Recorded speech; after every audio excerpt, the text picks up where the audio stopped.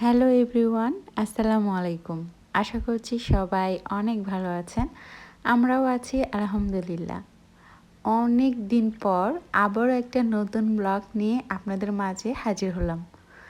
আসলে আমার ওই দীর্ঘদিনের অনুপস্থিত থাকার কারণ হচ্ছে যে আমার জীবনে অনেক কিছুই ঘটে গিয়েছে এবং সব কিছুই আলহামদুলিল্লাহ অনেক ভালো খবর। তো বেশ কিছুদিন ধরে তো আপনাদের সাথে কোনোভাবেই আমি আসলে কোনো ব্লগ শেয়ার করতে পারিনি। তো ভাবলাম যে এইভাবে যদি চলতে থাকে তাহলে তো আমার অনেক ইউটিউবের চ্যানেল পেজে রিচ কমে যাবে। তো ভাবলাম যে যতটুকু পারি ততটুকু আপনাদের সাথে শেয়ার করি। আসলে আমি ওইভাবে এখনও সময়গুলোকে গুছিয়ে করতে পারছি না। কোনো কিছুই আসলে করা সম্ভব হচ্ছে না, কারণ আমি আবারও দ্বিতীয়বারের মতো মা হয়েছি আলহামদুলিল্লাহ। তো ওই ছোট্ট বেবিটাকে নিয়ে অনেক সময় কাটাতে হয়, সেই জন্য নতুন করে আর কোনো ভিডিও করা সম্ভব হচ্ছে না। তাছাড়া আজকে কেন জানি ভয়েস দিতে গিয়ে বারবারই আটকে যাচ্ছিলাম। মানে মনে হচ্ছিল যে কেন জানি ভুলে যাচ্ছি যে কিভাবে ভয়েস দিতে হয়। তো বারবার ডিলিট করছি আর বারবারই অ্যাড করছি। তো যাই হোক, ভিডিও শুরুতেই কিন্তু আপনারা দেখতে পেরেছেন যে তরি কিন্তু অনেক খুশি হয়েছে। এটার কারণ হচ্ছে যে তরির রুমের জন্য ওর বাপি নতুন একটা এসি কিনে নিয়ে এসেছে, আর যেটা ও জানতো না, আমিও জানতাম না।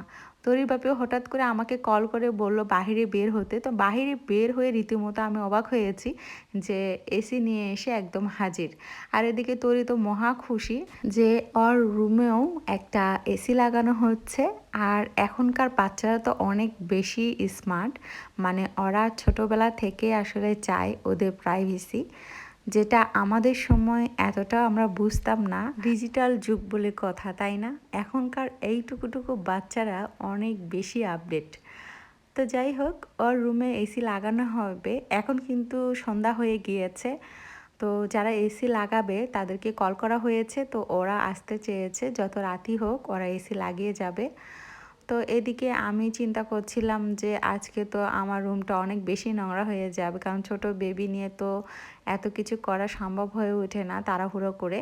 আর এদিকে এই যে তরি বারবারই বলছিল যে আম্মি আমাকে ভিডিও করো, আমার এসির সাথে আমাকে একটু ভিডিও করো। তো যাই হোক, ওর একটু ভিডিও করে দিলাম। আর আসলে এখনকার যুগ বলে কথা, মানে এখনকার বাচ্চারা এত বেশি বোঝে। ও বারবারই বলছিল যে এখন থেকে আমি আমার রুমে একাই ঘুমাবো। যদিও ও একাই ঘুমাতো, এখন গরম বেশি পড়েছে আর ওর ঘরে যেহেতু এসি ছিল না, তো সেই জন্য ওকে আমরা অন্য রুমে আর কি পার করে দিয়েছিলাম। তো আজকে যেহেতু এসি লাগানো হচ্ছে, তো ও ওর রুমেই থাকবে।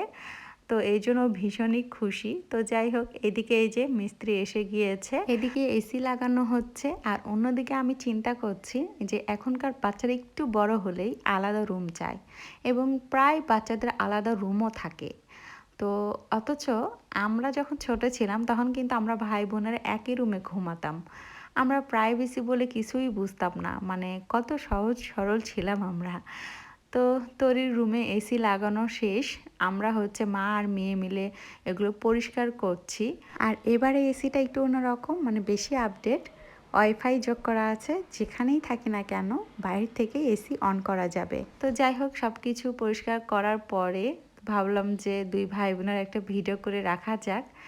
এই যে আমার পোটলা সোনা কত সুন্দর আর কি শুয়ে আছে আমার হচ্ছে পায়ের উপর, ওকে নিয়েছি। তো এই রুমটা পরিষ্কার করতে গিয়ে আমার আর তরির অনেক রাত হয়ে গিয়েছিল।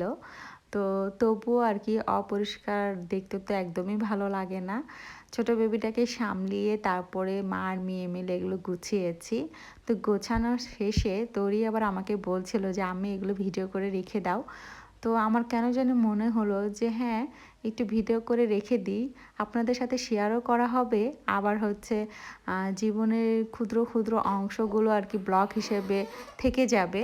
তো সেই জন্যই আর কি ভিডিও করেছি। আর এই যে এইদিকে হচ্ছে ছোট বেবিটাকে কীভাবে সামলানো যায় বড় বোন তা খুব ভালো করেই জানে। অনেক সময় ওর হাগু মতো আর কি পরিষ্কার করে দেয়। আমার মেয়েটা আসলেই লক্ষ্মী, মাশাল্লাহ, আমাকে অনেক হেল্প করে, যা বলার মতো না। আমি তো ভেবেছিলাম যখন আমার বেবি হবে হয়তো বা তরি এতটা খেয়াল করবে না, কারণ ওর তো পড়াশোনা আছে, এবং ও ওর মতো জীবনযাপন করতে খুবই পছন্দ করে। কিন্তু সেই ধারণা আমার একদমই ভুল প্রমাণিত হয়েছে।